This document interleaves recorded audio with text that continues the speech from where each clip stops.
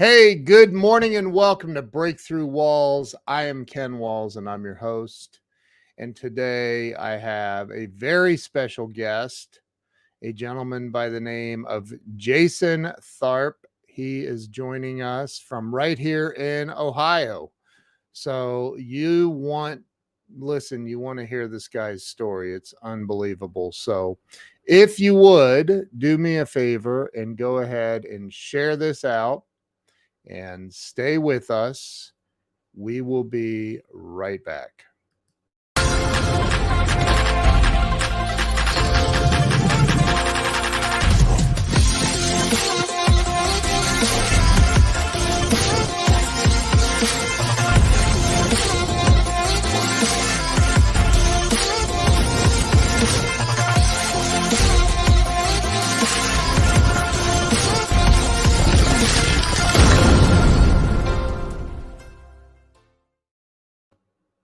And we are back. Let me bring Jason on.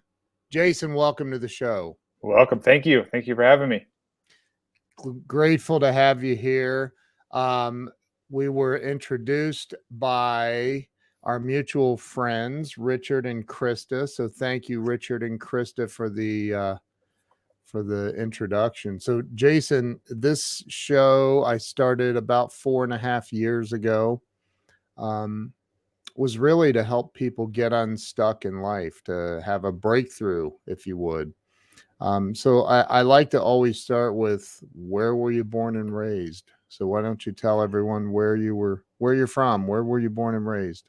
I grew up in Central Ohio. Mount Vernon was where I was born, and then I graduated from Fredericktown High School in 1994. Yeah, I'm very familiar with that area. It's a beautiful area of Ohio, actually. It is. So talk about what it was like growing up as a kid over there. For anybody not familiar, that's a really small town. Like yeah. Hilly. It's very hilly and beautiful. Yeah. Growing up around there, for me, was pretty difficult. I was a dreamer. I was always a kid that wanted to do anything but what was in that town, right? Yeah. I was a kid dreaming of, and I would cover the TV screen with paper when my favorite cartoon was the Flintstones, and I would record it and rewatch the videos, and then when Fred or whatever came on, pause the screen and trace the characters off. And Wow. So when you're that kid, and then add on top of it that I was, kind of a pudgy kid. I always tell kids now when I do school visits that I was a weird kid, and that kind of puts a target on your back. And I like to think that I just had my stuff figured out a little earlier than everybody else did. So Yeah. Yeah. Yeah. So did you end up, did you go to college? I did. As soon as I could leave, I left. I went to Columbus College of Art and Design, went for art school. I went for about 4 months the first time around. I graduated high school when I was 17. Wasn't quite ready for the world, I guess. Yeah. And then dropped out, then just got beat down by the world, and then came back to art school when I was just right before 21. CCAD is a great school. It is, yeah. Great Very school. good school. So what did you, so you eventually graduated from CCAD? I did. I graduated in 2001. And I started in my junior year of college. I started working in corporate America.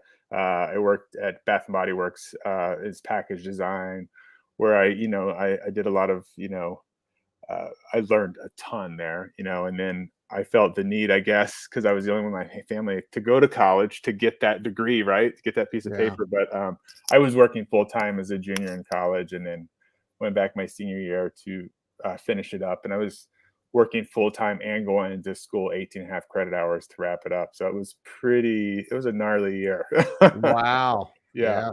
So, but you started working at Bath and Body Works. Yep. And packaged. That's similar to tracing the Flintstones on TV.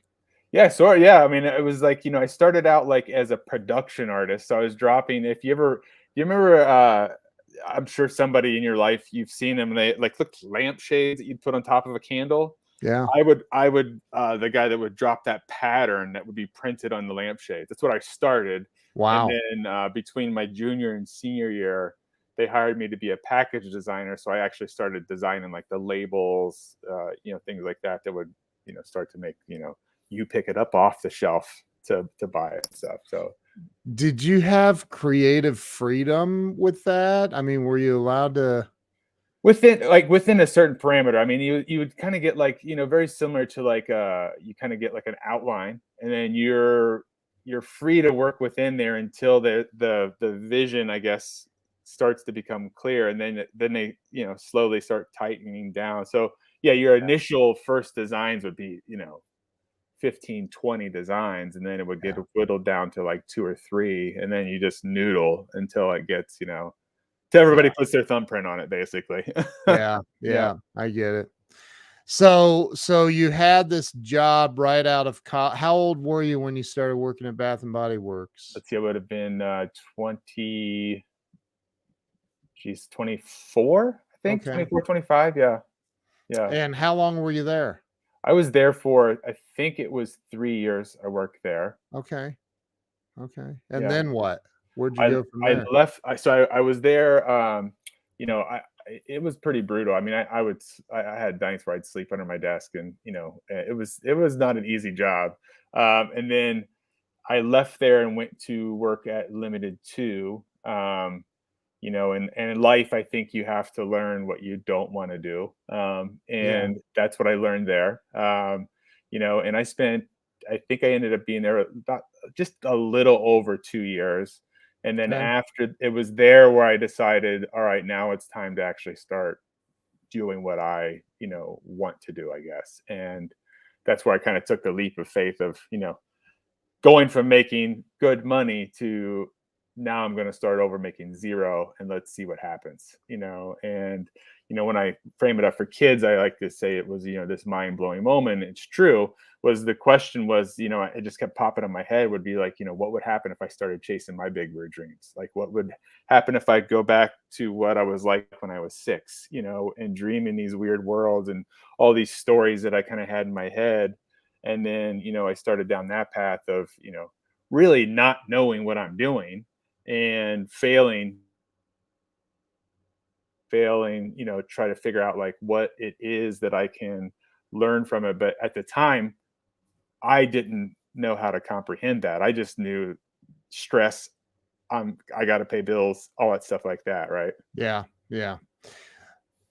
So and for anybody watching, the Limited is a humongous brand here in I mean headquartered. Are they still around? Are they still in business? I think the actual Limited now is only down to Bath and Body Works. I think. I mean, it was. I mean, at the time when I was there, it was Victoria's Secret, Abercrombie, Lane Bryant.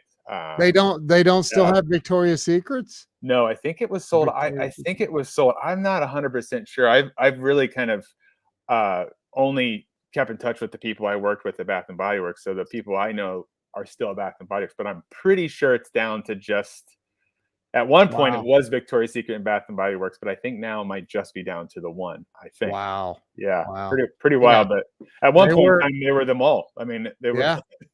Yeah, Yeah. yeah. They were a massive brand, Les Wexner. You and Les don't hang out? No, no.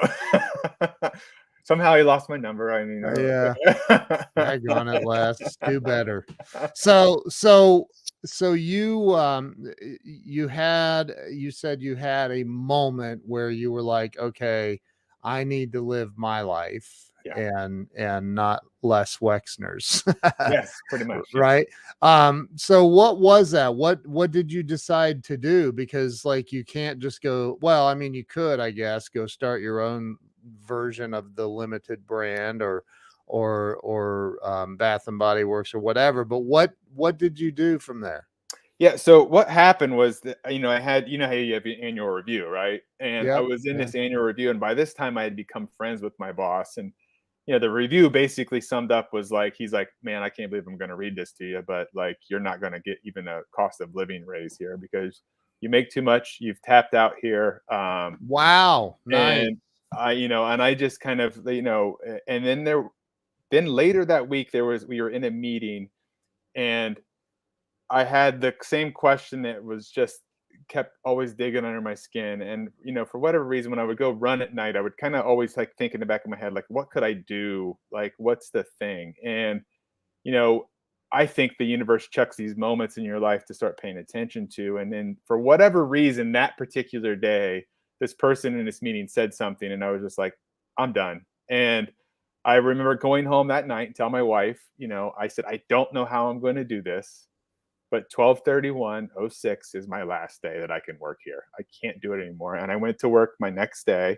and I told my boss, which they kind of laughed at me because they didn't, Yeah. I don't know what I'm going to do, but I'm going to figure it out. And I wrote that number everywhere. I had it on my rear view mirror. I had it on my bathroom wall. And so I just really started kind of like, exploring. I'm trying to discover what I wanted to do. And this would have been around, May. I mean, so I wasn't really like I was, giving myself a whole head start. And then I just started kind of like going back to leaning on my storytelling, what I knew as a kid, what Yeah. I learned at Bath and Body Works in brand storytelling, which I learned a ton from that. And Sure. then just started creating characters in these worlds and all this stuff. And so the first was I went into a business with my best friend, and I did not know that was a bad idea. That's a We great way to no Yeah, longer be best friends. yeah, did not know. And then we were both young. I was really inexperienced in life. My parents always were supportive, always encouraged me to do, but like, when you don't have, they worked hard. They were like, Yeah. my dad was a maintenance guy, but like when you start to do business stuff and Yep. you really don't know, and I like to explain it to people now, it's like when you break that family tree and there's a new branch and you want to make that, Yep. you have to build that branch as you go along. And it's going to cost a lot of uh, failing, tears, fears, Yep. all the above. And that's kind of what I went through. And, so we did that first thing. It lasted What for, what was the business? it was, the brand was called Corky Mansfield. We were doing like t-shirts, like, Oh, different licensing things, stuff like okay. that. So that Yeah. was like kind of my foray into licensing. And then, a lot of things went really wrong in there. I took a lot of bad advice from people. We ended up getting into legal stuff for a while, and that, how that goes. It's, I yeah. I see. I just saw the other day this guy on TikTok. I guess it's been a couple weeks ago, but he makes these beautiful TV trays that you know what a TV tray Oh is. yeah. Make beautiful. I mean, they're lacquer finish, just beautiful. And they have NFL logos of teams and Mm. NCAA teams as well, right? And I'm like, wow. And he's making them out of his house and he's selling the crap out of them. And I'm like, dude, you have no idea what Yeah. you're doing. You're going. Yeah. I have literally sat in the licensing office at Ohio State University with the guy in charge of licensing. Like, dude, they frown upon Oh that. yeah. Like, you do not use their logos without a licensing agreement. They will sue you into your grave. Yeah, It's I insane. think that all the time. I've seen it a bunch, and I'm always like, they're gonna let you go so far, but once you Yep. start making actual money, then they're gonna come for you, and they're gonna take Oh all yeah. of it. Yeah, Oh and yeah. yeah, They don't play with that, man. And yeah. people don't get that. So okay, so that business flopped, it sounds like. And how long did you guys do that, you and your buddy?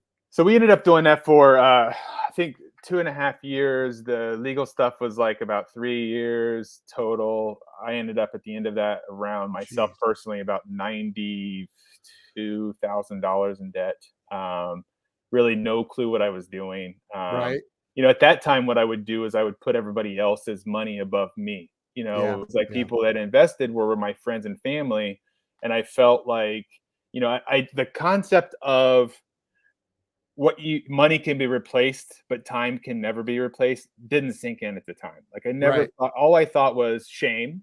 I'm letting these people down. I'm a failure. How can I Yeah. fix it? So in the process, I just kept digging a hole for myself. Sure. And then from that, I started going into licensing in terms of building brands Yeah. that were the intentions where I was supposed to have partners, but also this is ignorance coming into play at that time too, did not understand the importance of contracts before you start said partnerships. And so, I would start getting down the road, and then when it would start going, either people would not be hold up to their contract, and I didn't realize that, I come from small town. Yep. You when you tell somebody you're going to do it, you kind of do it. Well, it doesn't work like that when it comes to business stuff, especially when money's involved. Right. So I had to learn that hard lesson. And then I did that for about like 4 years, where I was trying to get my footing back, and obviously trying to dig out of debt Yeah. is that amount of debt is difficult. Um, and that failed. And then it was like, basically what happened one day was Chase, the bank, called me, and they said, "Hey, we're going to foreclose on your house unless, That's yeah, so nice of them. yeah, unless you can give us $14,000 like right now." And I was just like, I don't understand how this happened. Well, I was so focused on solving this problem, I didn't pay attention to my finances. I had the mindset of, okay, I know I need to make X amount of dollars a month to pay my bills. I Yeah. never thought there was actually money past that. So, surprise, surprise, every month I could manifest that much, Yeah. but that wasn't getting us anywhere. It was just basically putting like a band-aid on, and like a Tom and Jerry cartoon where you can only plug so many until Yep. the water starts coming out of yours. This was my moment. And I'm at, and the best way I can describe it, the aha, the what if I start chasing my big word dreams happened was, I always wanted to write. That was always what I wanted to do. I always knew I was a storyteller. When I was a kid, I was the kid that would sit in class and I had an idea pop in my head. I would stand up, tell everybody. I spent more time in the hall writing, I will not talk in class, than I actually did in class. And the problem was, is I had teachers growing up that told me I wasn't a good writer because absolutes make no sense to me. I do not understand grammar. I still do not understand grammar. But I just know that I could tell stories. Yeah. And so here I was after all this failing. Chase calls me. I look in the bank account. We have $140 like total to our name. That's it. And I have responsibilities. I have kid at this time. I think my oldest was in. He was either, I think he was in middle school or might have been a freshman. I'm not sure. But then I had another kid too. And I remember being about 2:30 in the morning looking on monster.com, crying, snot, tears. I'm going to have to go back to a job, which is the most petrifying thing to me, is working for somebody else. Yeah. And for whatever reason, in that moment, some voice popped in my head that just asked that question. And then it said, "What the heck are you doing? What, like get up. You've done worse. Figure this out." And I remember I closed it all, composed myself, went to bed. And the next morning, I just happened to search Southwest that day, found that there was a round trip ticket to New York for $100. I looked at a credit card I had $400 room on it. And I had just been with Scholastic working on my first book deal. And I called and set up a meeting. I used that meeting to set up the next one, to the next one, to the next one. I basically snowballed all these meetings. And then I went to Starbucks for like a week solid and just wrote every single night. And I think I Wait, wrote, you went to this is in New York? yeah. So I So got, hold it. You had $400 to your name or on a credit card. How in the heck did you survive in New York on $400 for man, a week? I don't know, but like I found $100 round trip ticket.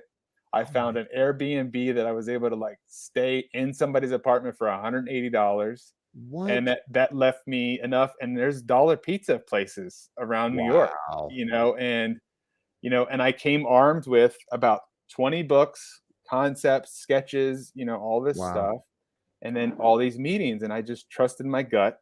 And then I was lucky enough to have a friend that lent me the money to pay off Chase to get them off my back. And Wow. then I was able to kind of just dig. And, I think on that trip, I closed 6 book deals, and then from Now, there, it just became the whole process. what does that mean? You closed 6 book deals. You writing 6 books? Yeah, so I write and illustrate my own books. So I was able to close like 6 deals with, at the Wow. time it was like Scholastic, Simon Schuster, Macmillan. Was the 3. Do you And have any of those books handy that you can show people? oh yeah, let me I'm if I gonna can give you let me give it 1 second here. I'm gonna go grab them real quick. Okay. Okay. Awesome. Yeah, I'd love to see some of these. Wow, what a great story. That's right. Never, ever, ever, ever quit. Amen to that. I think that well, you guys wait because his story takes an unbelievable turn. I know his story. You're not even gonna believe the turn this story takes. So okay, I didn't realize we would be there. He is. He's back. Okay. All right. All right. So he's back. Here we go. All right. Okay. So Show some of the books that you have. so this was the first book that I closed with Simon Schuster, and then it led to these Big and Bunny book series. There's 3 in this series, the Big and Bunny ones. Then from that, I unfortunately don't have any of the Scholastic books over here within reach. But Oh, you know, it's all good. It's I all did, I good. did, I did that, and then I started a Nugget and Dog series with Simon Schuster, which is like an early graphic reader. I Wow. did with Macmillan that trip. That was this book.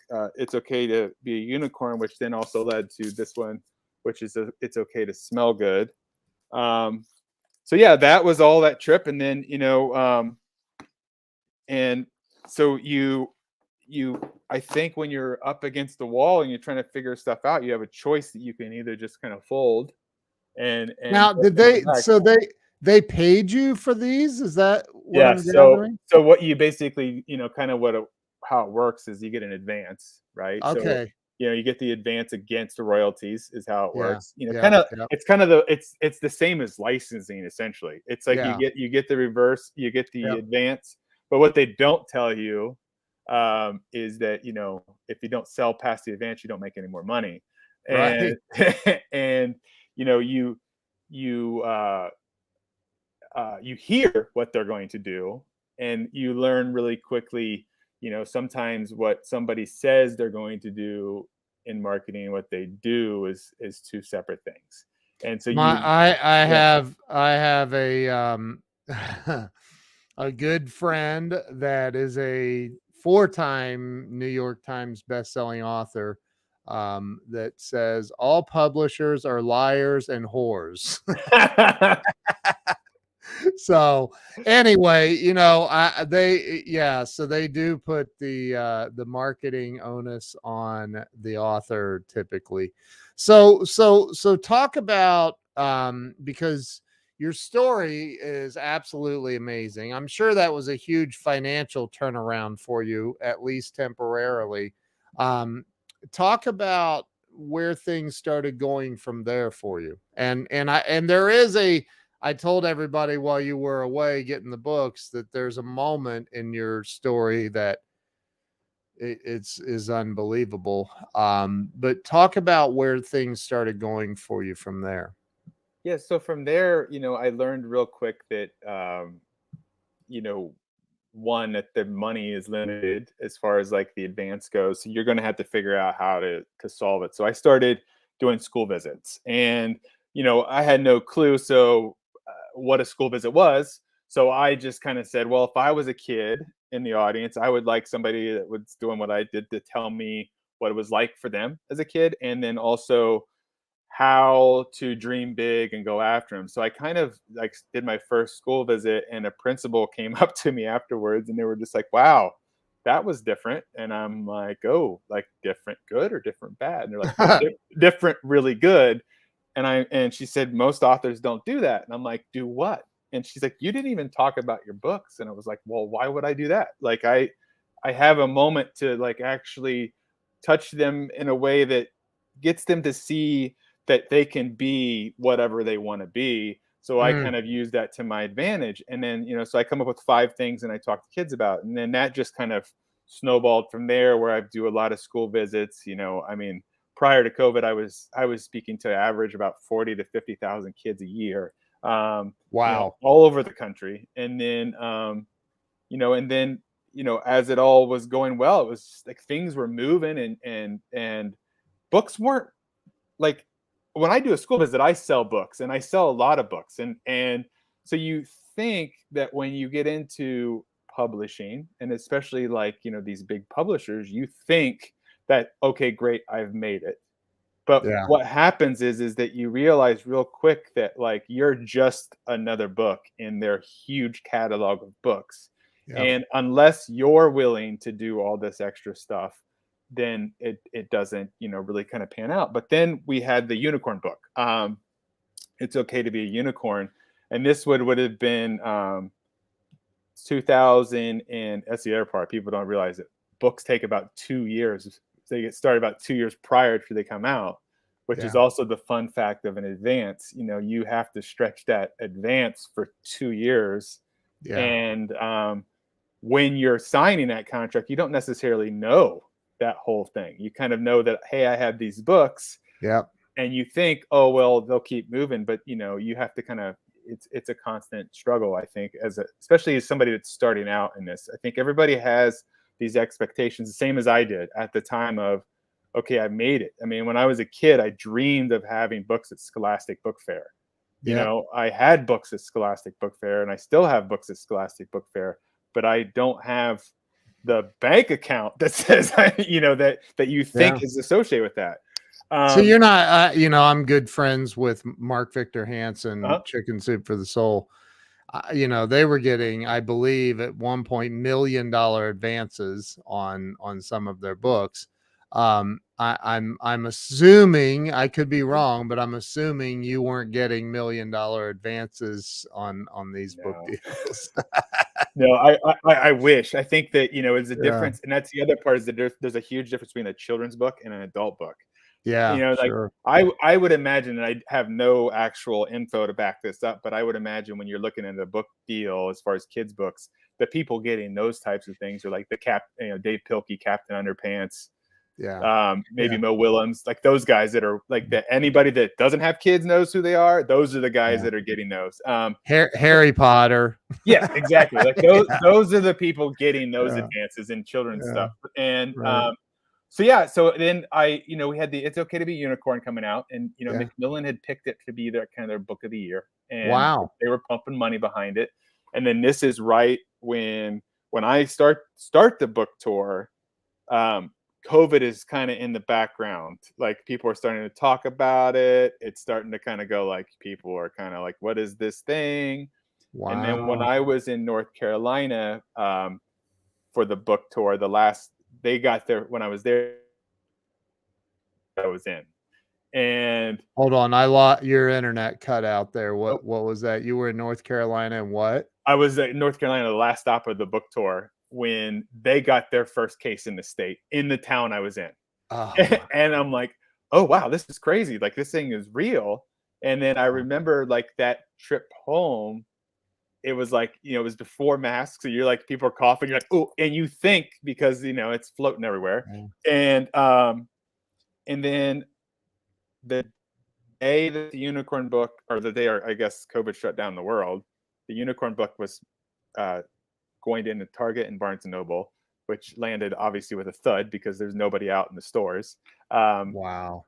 And then, so it was basically during that process, and I think that, I think your audience would understand this. I think you would understand this, that sometimes when everything is going the way you think it's supposed to go, the universe has a weird way of throwing a wrench in there to make you see it from a different angle. Yeah. And that's kind of what happened with me. Is I started looking at publishing in a different way, because as your world slows down, and, it was going on at a fast clip, right? It was school visit, school visit, school visit. I'm doing all this stuff, meeting all kinds of kids. This is just, it's just going. And then all of Yeah. a sudden, when everything shuts down, you start kind of like stopping and thinking. And then especially when you start talking to publishers and you say, like, this is what I'm experiencing at schools, like, this is info that you are paying, trending companies to tell you what's happening. I ask these questions of kids, and then I do what most adults don't do, is I shut up and listen to them, because they are so much smarter than we give them credit for. And I Yeah. would go back and say, hey, this is a great idea. And then I would start this log of, like, all this stuff. And then it was during that time, when I started, just in the back of my head, the seed of self-publishing started getting, like, planted. And Yeah. I started thinking about, like, well, I'm tired of everybody telling me what I can and can't do. And so then I started, like, and as it went through, and then one day I was started talking to my editor at the time, McMillan. I said, hey, I think I'm gonna maybe think about this self-publishing stuff. And it was like, boy, that's expensive. And, and I'm like, I don't know. I think there's a way to around it. Like, and I just started digging in. And then he called me one day right before they were getting ready to buy another round of books. And he said, they just let our whole imprint go. Like, everybody in that group left. And these were my friends. These are people that I got to know. Yeah. I felt like I was really at home at this place. And then they ditched me. I mean, it was just like that company as a whole just basically kind of said, good luck. And then the skunk book came out and there was nothing. So it went from being like book of the year to my new editor was an intern who, like, when they came back with the first round of edits for the book they were supposedly buying, they said, we love the story. We love the character. Could it do something different? And I said, like what? And they said, well, that's your job. And I'm like, well, it's kind of not. Like, I need to kind of know something. And it was like, then when I said, okay, I write books, I illustrate books, could I actually start making books? So that's when I really started the self-publishing, started really digging into it, figuring it out. Yeah. And now I only self-publish my books. Yeah. I have my third one's getting print. I actually just sent it to the printer yesterday. I just approved it for printing. This is so the first one and this one, the best you, and then the Inspiration Fairy just came out like a couple months ago. Wow. But and this may be a good segment into the actual part of the story. Yeah. Yeah. The turning point. Yeah. But I do. How many books have you written and illustrated in total? I have, I believe, 22 out right now. Wow. And I have. I mean, geez, if I wouldn't have lost my iPad on a plane, I had 9 other books that were done. I just, like a dummy. All this is for your audience. All back up to the cloud. I did not back up to the cloud, so I had to restart, from new. But some pretty amazing stuff came out of that restart as well. So it's an Yeah. interesting thing again, where your darkest times, there's some pretty amazing stuff that comes out of it when you're open Yeah. to it. So yeah, So talk about the turning, the next, yeah, probably the biggest pivotal moment of your life. yeah. Talk about that a little bit. So it was actually while illustrating this book. Which one? Hold on, your internet's Oh, frozen again. There you go. Oh, okay. there All it right. is. Okay. Yeah, I got all the bars. I don't know what's happening. Yeah, it's um, bad. so the best you, I was actually doing the illustrations for this story when this Okay. happened, and to kind of give a context of what this story is about. I sat down, and this was after starting therapy on myself. It was after, like, doing a lot of soul searching, starting to that process of uncovering what problem I brought to all of my situations. And essentially, if you think of it in context of, like, we blame everything else, but the toughest thing to do is to flip this back on ourselves, right? And that's where then I kind of woke up, and I flipped that back on myself and looked at the mirror and said, what do I have a problem in? And I was talking to my son's basketball coach, and just a routine call. He had a tournament coming up, and I was talking to him just about the boys and how everything was going. And all of a sudden, I knew what I wanted to say, but the words and my thoughts did not connect. And the next thing I know, I'm waking up with my head down, and my phone is in my crotch, and I'm like, and it was the coach calling back, and I answered nonchalant. I was like, hey, what's going on? He's like, are you okay? I'm like, yeah, like I fell asleep. Isn't that weird? And he's like, well, I was just getting ready to go to the gym. I was calling you one more time. I've been trying to call you back for like 45 minutes. He's like, it sounded like you went underwater. And I'm like, oh, that's weird. And Wow. so at the time I was renting the studio space, and the bathroom was down this like long hallway. And as I'm walking to the bathroom, I'm like, where are my shoes? Like I had no shoes on. And when I get to the bathroom, I had peed my pants. And I'm thinking like, okay, wait a minute. I'm a grown man. Like what happened here? And What? it was just really confusing. And I, of course, embarrassing. So then I walked back to my office, and I'm looking everywhere, and I can't find my shoes. And at the building, there was a loft in the front that I never went into ever. But in the far corner, stacked on top of each other, perfect, was my shoes. And I'm like, that's weird. And then my wife texted me and said, where are you? And I said, well, I fell asleep, but I'm on my way home now. And yeah, of course, came home, backpack in front of me, ran up, took a shower because I was embarrassed, because I peed my pants. And in the shower, it felt like I was levitating. It felt disconnected. And I'm like, I don't know what is happening right now. And Did you wear your shoes home? yeah, I did wear my shoes home. Yeah. I'm sorry. I Once I had to ask. yeah, I'm like, once I found them, I put them back on. Yeah, because I am a shoe guy. So and I you love don't my know, shoes. and you don't know why your shoes were off still. I did at this point in Wow. time. I do now, but I didn't Yeah. then. It was just Wow. like, it was just confused. And I remember like driving home, and it felt like a dream. And like, I was there, but I wasn't. And then in the shower, it felt like I was disconnected from something. And then my son's best friend's mom is a pediatrician, and my wife was talking to her and said, this is what's happened. He's got like a weird, I don't have hair anyway, but there's a weird red spot on his head. Uh, and she said, take him to the urgent care. I went there. They were confused. But luckily for me, across the street is an emergency room. And they just said, go to the emergency room. They have a CT scan. And went over there. It wasn't busy. So we got to get right back. And they do the CT. And we're sitting there. And the doctor comes in, and he said, you're going to hang out here until a bed opens up. And I'm like, a bed opens up where? And he's like, at the hospital. I'm like, okay. And I'm like, I go, why? And he goes, there's a shadow. And I said, I don't understand what you mean by a shadow. And he said, well, there's a shadow. We don't know what it is, but you're going to need to go get admitted to get it. And I'm like, for a shadow? Like, it just didn't click. Right. And he goes, like, and he said to me, and I remember it, he goes, look, if I had a family member in your position, this is exactly what I would do. I just trust me. And I was like, okay, cool. And I ended up going to Riverside Hospital is where I went here in Columbus. And we got checked in there, and you wait. It's a waiting game, right? When you're in the emergency room, and I'm waiting and waiting. I have no clue at all what's happening at all. I just know that I'm in a bed and I have a shadow.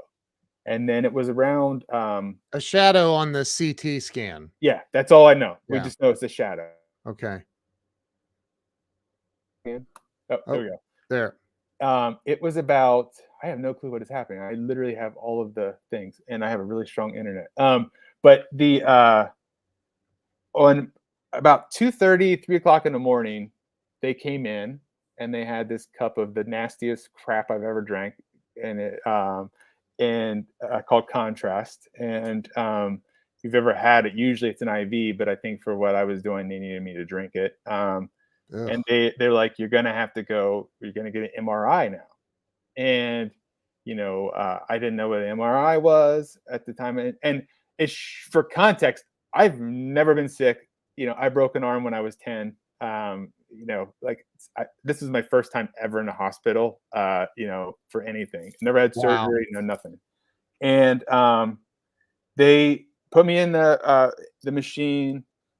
it was weird, makes all kinds of noises, all that crap like Yeah, that. that. Yeah, especially at 3 in the morning when you're like, and you're confused. And then we sat there forever afterwards. And then the I don't know. I don't I thought I was only in the hospital for a day, but it was 3 days. But like my wife kind of Mhm. connects the dots for me now, but I don't remember much of it. But I remember bits and pieces. And then just one time, like it was a young doctor. She just came in and said, "Has anybody read your MRI to you?" And we are like, "No."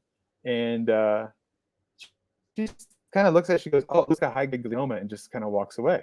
And She said like what? somebody, You broke up. she said, it looks like it's a high grade glioma. And she just kind of leaves it at that and says, "Somebody will come in and talk to you." Well, as we're sitting there, of course, now I have shadow, high grade glioma. I'm an artist and writer. I don't know what the hell any of that means. Right.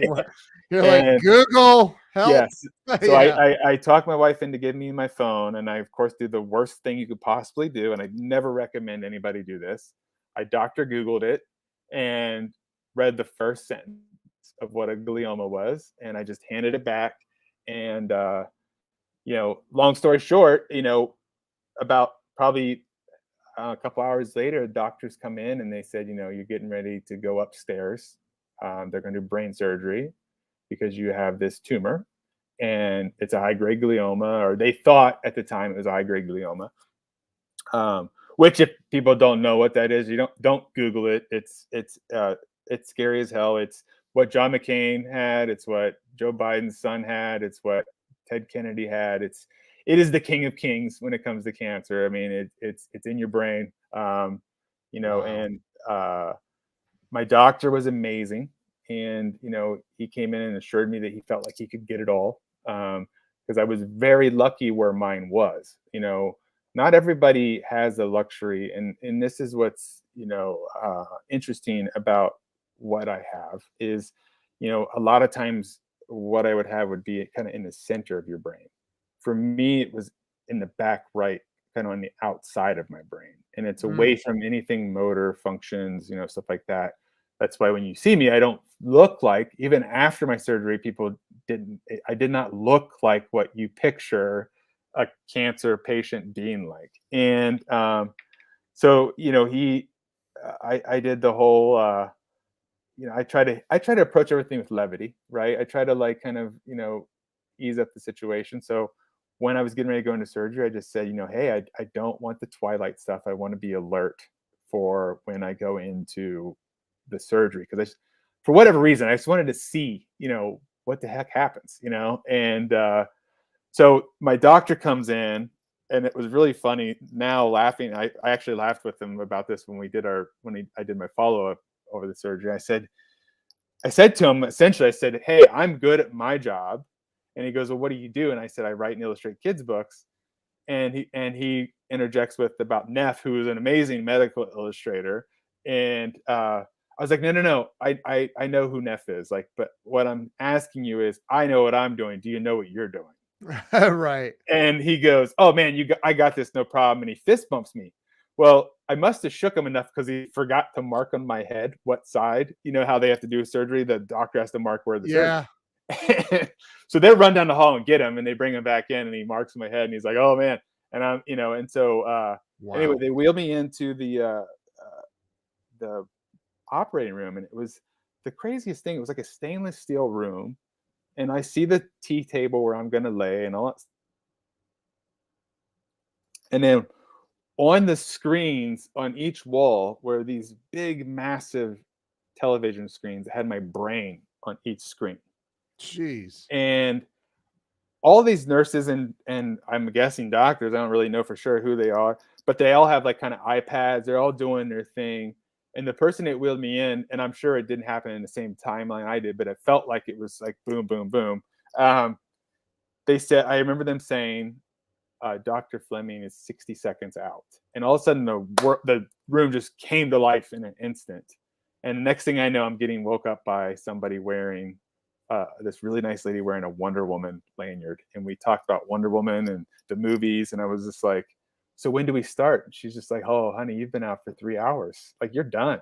And Wow. um, so yeah, I ended up getting it up into the ICU unit, where they give me a drug that is immediately, as soon as they give it to me, I was like, I never want this again. Because I mean, you could have cut my arm off and I would have laughed about it. I mean, I did not feel a thing or think about anything.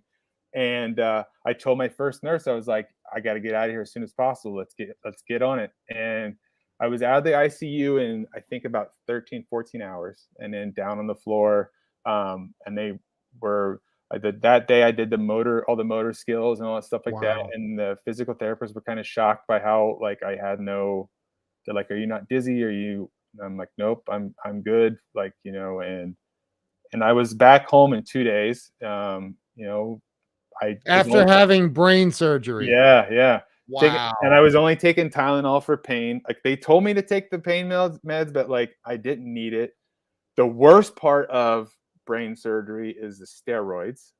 They make you take steroids because you have to, what they say is to keep the swelling down. But it makes you feel like Kool-Aid man 1 minute, like you could bust through a wall, and then the next minute, like the world is on a complete delay. Like, you are on like a 10-second delay from everybody else, and they can't wean you off of those. Like, they have to wean you off. They can't just take you off of them. So for the first 2 weeks, it was like this, like you had this, like, imagine like putting Vaseline over your glasses. Like, the world is happening, but you have no real clue of what's happening. Wow. And then that starts another waiting game, because you're waiting to find out what the hell they took out of your head, because it's got to be sent to pathology. It's got to be sent to all these different things. And, and I finally get the call that the pathology has come back. And this is 2 weeks after having the surgery. And, it was like, basically, the long and short was that the first doctor at Riverside, amongst all of it, I should say that they informed me that Anthem was not covering a single part of my surgery.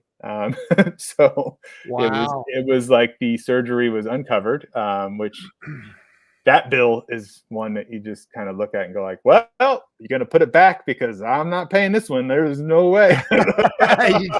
you gotta put it back. Because like, Wow. this it just kept racking up, right? And Wow.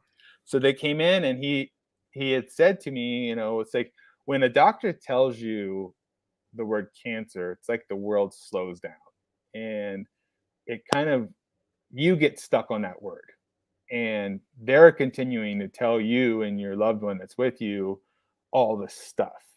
And essentially what he said was, it came back as cancer, but they have to send it out for a second and third opinion, because nobody could agree on what it was for sure.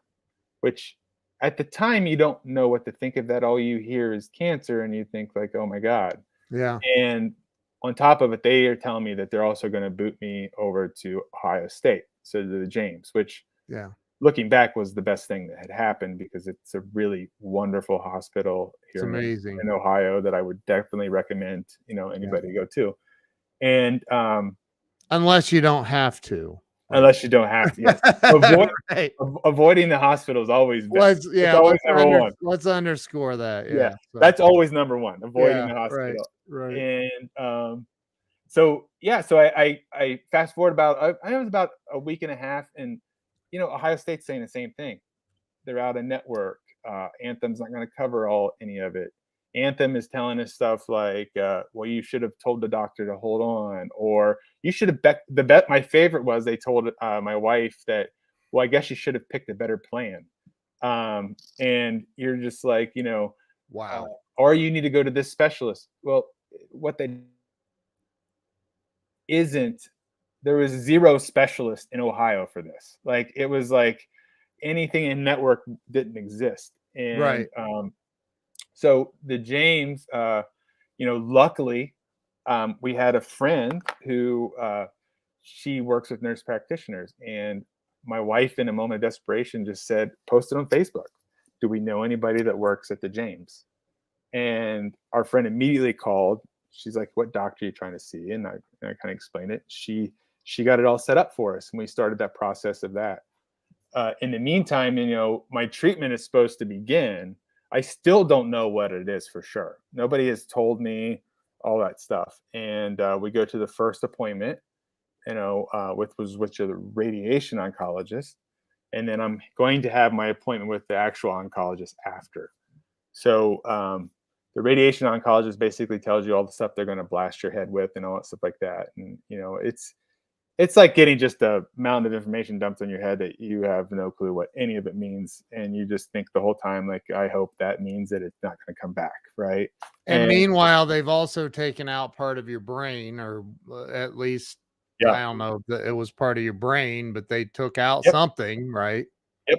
Oh yeah, I still have the hole to this day. Yeah, and So let me ask you: because you said it was the right back side of your brain, wasn't frontal, none of that. So your memory, did it affect anything? Like, no, I think the only thing that I don't have memory of was the actual seizure, and the actual, like I told you, like the 3 days prior yeah, to the surgery. yeah, But I get waves, like every once in a while, like if I like meditate and stuff, sometimes something will pop up and I remember that. But as okay, far as like any sort of like childhood memories, or I want to do this kind of like, no, I've not had side effects, from any of those things, wow, which is also kind of a mess with you type of thing, because you kind of think like, well, yeah, they tell me this, but at the same time, it's a blessing. It's a weird dynamic. And yeah, but yeah, so I had, like I said, all that with the radiation oncologist, and then my appointment afterwards. And the way I like to explain this chapter to people was, if I were to tell you that this doctor, they did a bad job, that's giving them a compliment. oh Um, wow, it was the worst experience by far, and I was like a kid that was bullied beyond bullied, as growing up, and this was by far the worst experience I've ever had in my life. And this wow, doctor essentially gets the results. They came into the room, saying they didn't have the results yet, and then all of a sudden their phone pings, and it's the results. And rather than doing, I don't know, a million things that you could do to excuse yourself to actually go read it, they decide to read it in front of me. oh, And the first thing they say is, "Oh, this isn't good." And then they just look up at me and say, "Stage 4 glioblastoma, and then you're going to be dead in 7 months." what?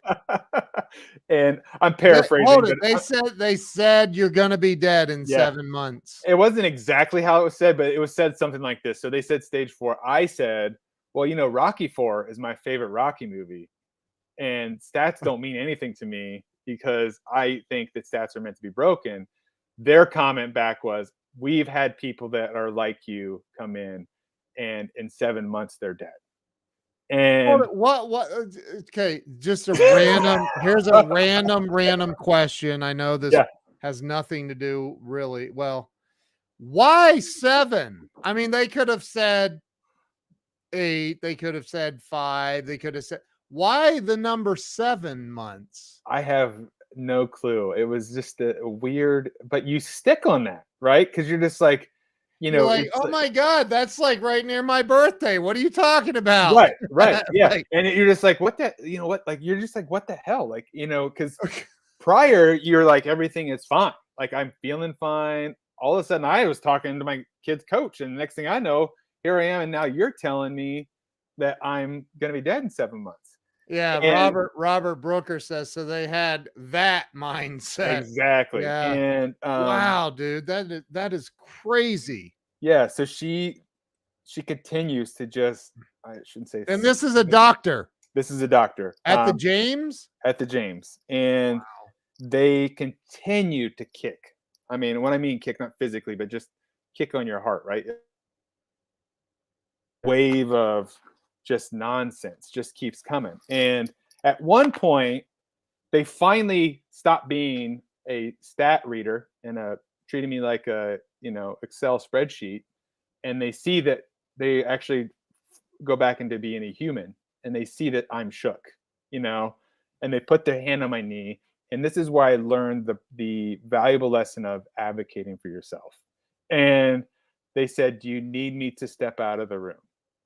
And I, for whatever reason in that moment, I looked at them and I said, "Does that mean you're going to leave and come back a different person?" And they said, "No." And I said, "Then you need to get this over with because you seem to be enjoying this." And I let them finish. I immediately afterwards fired them.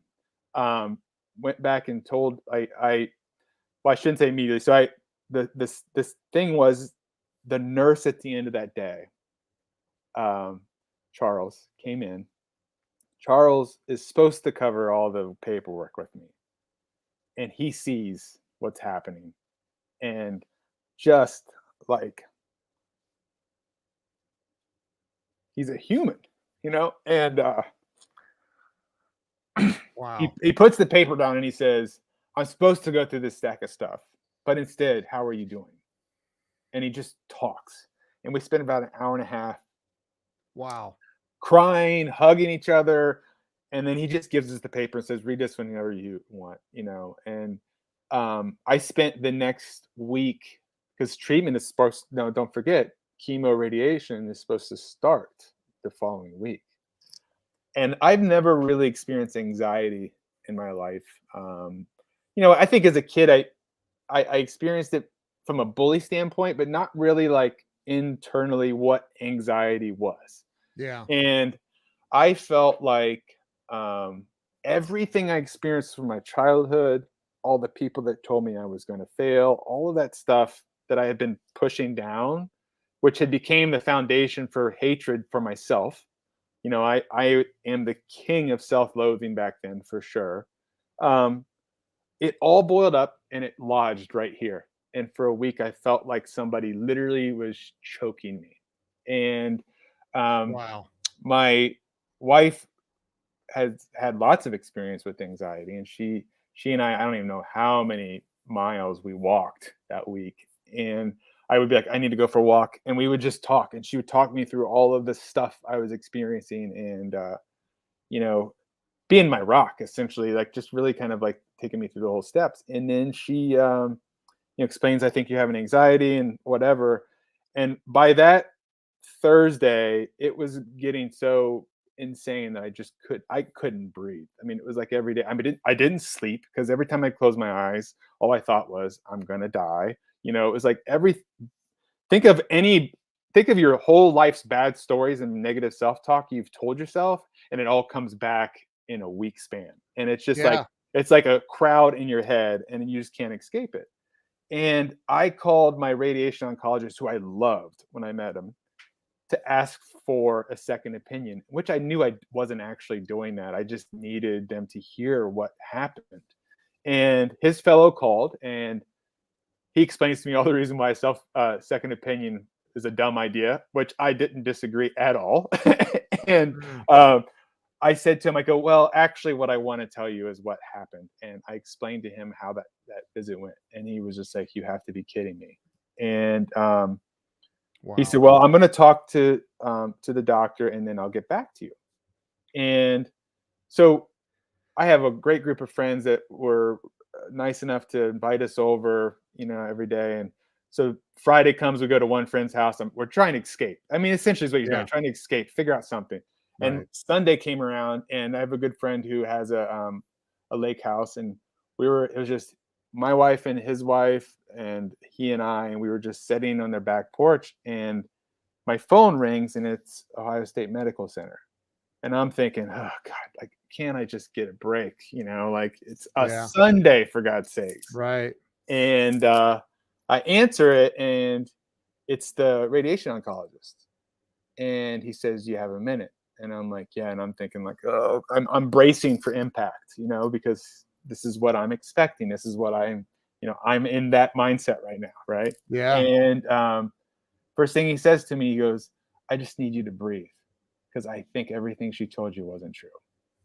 And this man spent the next hour with me, explaining to me why he became a doctor, telling me all the reasons why he felt my case was different. And it was like I was on this bike path. And when I tell you that I physically felt my lifetime trauma leave my body, like I'm not exaggerating. I literally dropped down to my knees. I am bawling on this bike path. And I tell him, I'm like, I don't know what made you call me today, but I'm like, you just saved my life. And I entered into my radiation not as a patient. The flip happened was I stopped at that moment. I know now. Back then I didn't, but now I know. In that moment, I stopped letting my diagnosis define who I was, and I chose to live from that point forward.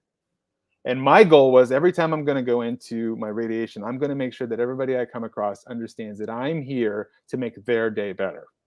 And I just embrace that mindset. And then that's where the deep shit starts happening, where I really flip that mirror and I start analyzing all the stuff in life. Like, what did all of these things play into it? Because here's the thing that nobody talks about when it comes to cancer. It is like at brain cancer, at least, it's like growing another person in your head. Okay. Because it's got its own DNA and it's got its own stuff because it's a solid state, tumor. Yeah. The thing is that there's no genetic marker that tells you whether or not you're going to get it, which in my mind, and I've talked to my oncologist about this, my new one, who is absolutely amazing. And I should tell a quick story about him before I'll circle back to that. Give me one. Let me. So when I actually get into my new oncologist, who is one of the best humans I've ever been around, first thing he says as he comes in the room, he says, "I understand that there was a misunderstanding." He uses the other doctor's first name, and he's the chief, so that they're pissed when they don't refer to the other doctor. Yeah, right. By doctor whatever. Bob. Yes. And Bob's an idiot. Don't listen to Bob. And he said, your diagnosis happens to say that you have the genetic makeup that could be a glioblastoma. It doesn't say you have a glioblastoma. And the problem is in my case, my tumor was only 1 inch by 1.25 inches. It was very small. And in the notes, it said there wasn't enough material to determine what it was. Well, my wife, God love her, goes back in and reads all the surgical notes. She's really into all that stuff where I avoid it. She goes into that. And she had read all the surgical notes. And she interrupts him and says, well, wait a minute. If there's not enough material, what happened to the other half that the surgeon froze? And he's like, well, what do you mean? And he goes, and she shows him. And he gets out his phone and texts that right away. Well, fast forward to the next visit. What you're waiting to find out when it comes to glioblastomas is if it's methylated or not. If it's methylated, it means it responds really well to the type of chemo that you take. For me, why mine was so bad was because one, it had one bad genetic marker, but they couldn't determine if it was methylated. So I qualified for no clinical trials, no whatever, based off of that tumor. And between that time, he said, when we get back in there, he comes in and he's got this huge grin on his face, and he said, it was actually here, and it's got to be sent back to Riverside because they weren't supposed to actually have it yet. He goes, before I sent it back, though, I had pathology here run it, and not only is your tumor methylated, it's hypermethylated, so it negates the bad. And there's these certain genetic markers that they're looking for, and there's 5 of them, and he says, and it has all 5 of these markers. So essentially, I qualify for every clinical trial that's going on, and stuff like that. So kind of circling back to that whole thing is I went into that approach of, I'm not going to be a cancer person. I'm going to be kind of a light in the storm. And so when I talked to the same oncologist, I went into him and I said, like, look, man, I'm like, you told me that there's no genetic markers that says what gene is going to trigger this. So therefore, you also can't tell me that I can't be the human that creates the gene and the genetic thing that makes sure this doesn't come back. Right. And he said, that I can't argue with that. And I said, and then the media and everybody else wants of fight cancer, right? That's what everybody wants you to say is fight cancer. And I have never felt any kinship with that idea at all. And so Right. what I said to him was, I said, so here's how I look at it. If you tell me every day I'm supposed to wake up and fight cancer, and I'm a person that believes what you think about, you bring about, if I wake up every day saying fight cancer, aren't I bringing cancer into my life? So instead, what I'm actually doing is I'm choosing to live, and I'll let cancer do its thing. And Yeah. and then I started digging into, in the US, we don't have anything about food, we don't have anything about spirituality, we don't do any research. We just think about what pill can you take to mask over the problem. And And I do want to talk about that a little yeah. bit. And I can't believe we've been on here an hour and five. This is an hour-long show. We've been on an hour and five. But I do want to talk about that because I think that in medicine, first off, there are a lot of people who are doctors or nurse practitioners or nurses, or not everybody. There are a lot of amazing people that are in that space, but a lot of people I'm thinking of a couple of people that get these god complexes, like, it's called a medical Yeah. practice for a reason. They don't always know. They Yeah. don't they just don't know. And it's an educated guess quite often. And so again, everybody is different, and we are all this spiritual energy on top of physical mass. And I think that, too many people forget about that what you think about, you bring about. And Yeah. everything you just said is so true.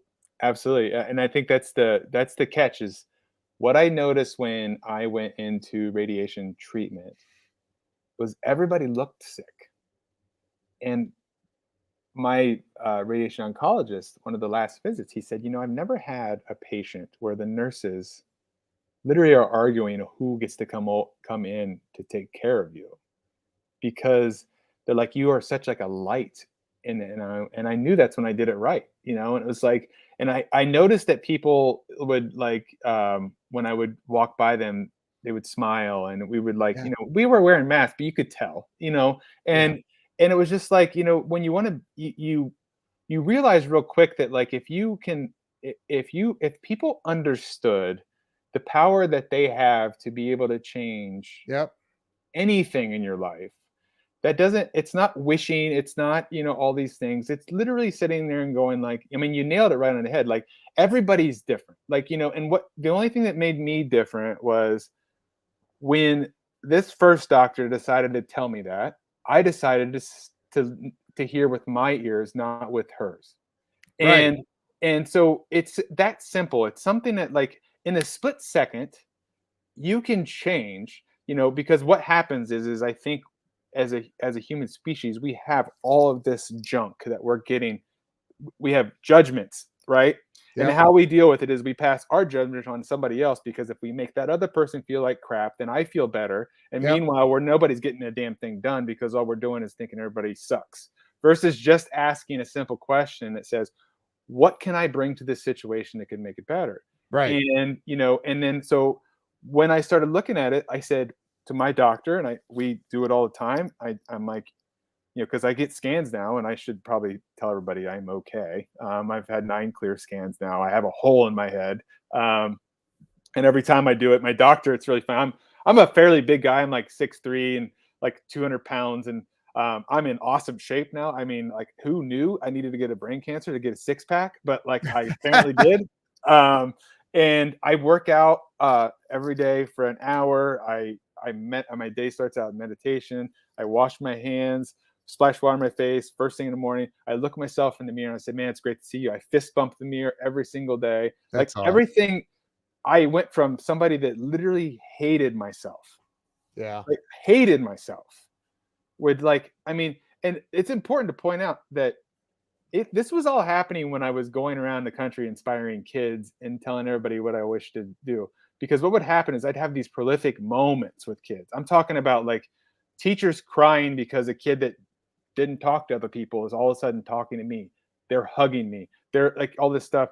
And I would get in the car in the car, I would get in the car and tell myself, nobody cares about what you're doing. Like, who do you think you are? Like, it was just self-loathing on top of, on top of, on top of. And it just became this, like, it literally felt like you talk about a monkey on your back. I had a freaking silverback on my back, Yeah. and it was by noticing that in a split second and realizing that, like, even in your darkest times, in the corner, if you're paying attention, there's always love chilling. And it's been there the whole damn time, Yeah. waiting for you to pay attention and see it. The problem is we're so blinded by our own bullshit that we do not take a moment to disconnect from what you're projecting on everybody else and see what you are actually bringing to the table. And, you know, and then you start going like, well, if I can be the best me, okay, what's the best me? What can I control? I can control Right. my attitude, I control my spirituality, and I can control what I take in food wise. And so I changed my diet. Like my wife, again, God love her, like researcher, loves to look up this stuff. She found all this research done in the UK about the keto diet and its effects on brain cancer. And there was these guys that, like, same sort of thing I did. They were inoperable. They were worse off actually because they were given like 4 months, and it was like their tumor was considered like fatal. They all decided, and these are all guys different parts of the country from each other. They all decided that they weren't going to do any treatment because they couldn't have Yeah. surgery and they were just going to live their life. But what they were going to change was they were going to start adding meditation to their life, and they were going to switch their diet up to keto because somebody told them keto diet works for cancer. Fast forward, all these years later, the one guy died of COVID, didn't even die of brain cancer. The other guy who is still alive, I think my wife said he's 10. He's now officially just posted the other day on Facebook. He's 10 years in. He actually shrunk his tumor enough so they could go in and remove some of it. But it's stable, Yeah. and it's like your diagnosis does not define who you are. The thing is that your doctors, you nailed it on the money. Like, they are guessing based off of what they know as books. They're experts at stats. They're Yep. experts at all this. The good thing is I don't know absolutes. Like, go all the way back to me being a kid. Grammar, math, I suck at that. So when you tell me that, I don't care because it doesn't even register. But what I do know is I know that the world is huge as I want it to be, and I can imagine it and I can make it and all these things like that. So when you're a person like that, and we all have it, by the way, we all have a creative muscle, but we just are afraid to flex it because we're Yep. all afraid of what if it's not perfect. Yep. And I think that's the catch of what has made me, because it technically I can't be cancer free because there's no such thing because they don't know how to define it with brain cancer. The nice thing about what I do have is that the type I have, because brain cancer always gets a bad rap because of in the movies they kill everybody off with brain cancer, right? Yeah. It's Yeah. because when it manifests in our body the second time, like if you have breast cancer or whatever, it goes to the brain first usually. That's why Yeah. it gets the bad rap. With what I have though, it doesn't leave my brain. And if it were to come back, 95% of the time it comes back in the exact same spot, which is good for me because that's a spot where they can go in and scoop it out again. You know, I'm of the opinion, just my opinion, not but I'm of the opinion that you can be cancer free, that you can be whatever you decide. Like, Yeah. I hate the fact that there are so many people. I'll tell you, I remember because I was not a good student in school, but I can remember thinking, because I didn't even graduate high school. I can remember thinking, okay, you're teaching me out of a book. Now, who wrote that book?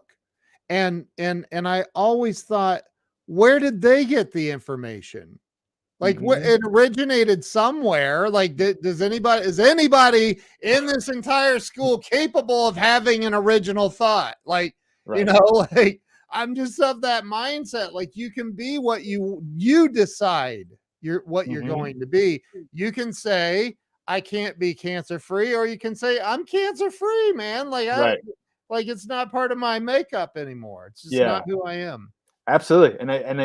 We have a choice. I mean, and it's like, Yeah. and the thing I think that people get confused by is, um, I think people think that sometimes, they'll think that it's too late. They'll think that, well, there's not much I can do to undo this, or there's not much I can do to I have high cholesterol and diabetes and I got all this stuff against me. It's too late. But the part that's missed is that every single night when your head hits the pillow, the beauty of how the world is made is that you disconnect and you get to wake up the next day and re-plug in. You choose what the hell you plug into. Like, Yep. we do live in this weird kind of matrix things where you can kind of like pick and choose what you want to be and what you don't want to be. It's what's amazing about us. I mean, like, I was just talking to somebody at the gym about this the other day. I was like, like a monkey just wakes up and it says, "Oh, I'm going to eat something and I'm going to poop somewhere and I got to like have a house," right? We're stuck in this whole thing of like, we're thinking about the past, so we're living in the past. Yep. We're trying to project in the future, but we're Yep. basing it off the past. But the whole time we're missing this damn moment right now, and Yep. understanding that you can choose to change in a split second what you're seeing. And it could just be a minute of just like looking from one side to the other. I Yep. hated myself, and all of a sudden somebody told me I was dying, and I figured out how to love myself. If that is I, not like prolific, I don't know what is. it is. It is. And you also, one key thing that you did that everybody needs to do at some point. Well, they don't have to. You can just let it kill you eventually, but you healed your traumas from the Yes. past. Yes. And when that moment that the doctor called you when you were sitting at the lake house and you dropped to your knees and you were crying and you said, "You saved my life." There was a moment there where you felt all of your past traumas leave your Yes. body. Yes. And that was in my, I'm guessing. I'm not a medical professional, but I'm thinking that's when the cancer energy left your body. Yeah. I What's interesting about that, and just to even lean into what you're saying more, now up until that week, remember I told you I hadn't slept. Yeah. I've literally since that day never once not had a sleepless night since. I That's don't so amazing, I man. don't think about it. Yeah. I every once in a while, like when I have an MRI, that's the only time that I ever think about. But here's the damnedest thing, is the craziest part about the MRI. So I have an MRI every 4 weeks. So this is like a part that doesn't Wow. leave my whole, like, this is part of my life now. Wow. So like I don't think about it at all. And then on the drive there, you get all amped up because you butterflies, right? Because Yeah. you start, we're humans, we're stupid. We start thinking old stupid Yep. thoughts, Yep. stuff like that. Yep. But then you get into this big scary room, and I get hooked up to IVs and I get all this stuff. And then I get, the contrast. Luckily, I don't drink it anymore. It's an IV. Yeah. And they put me in that tube. And I'm not lying. As soon as that thing starts, a peace goes over me that, like, I just go into this meditation. And luckily, somebody at some point in time in the tube wrote, "You got this," and they've taped it up on there. And it's just like seeing that little tiny thing like that. It just Yep. is like, it's like the universe just kind of goes like, "Hey, what? You got this. Yep. It's okay." And I think that, all the big stuff that we make up in our world, and all these things, it's the lies we tell ourselves based off of our past traumas.